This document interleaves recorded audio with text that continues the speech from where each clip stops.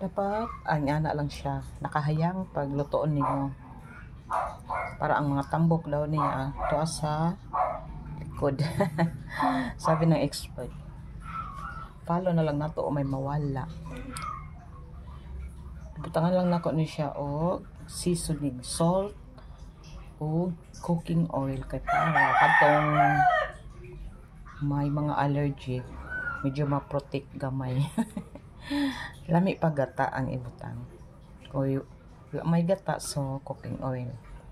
Again, ing ani paglutoon nato siya nakatihaya.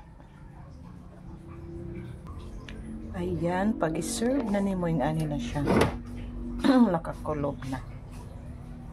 Diba, pa siya tanaw. Nga na siya pag mag-serve na. Gamay ni siya nga lambay. Napadirang uban wala na to gi kuan tanan para di siya mabugnaw dayon. Ganyan na pag naka-serve na.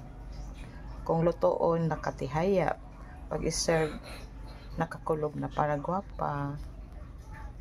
Makaingan nyo. Thank you for watching. Lambay muna tayo ngayon. I love you mga palangga. God bless. Ingat ang lahat. Love, love.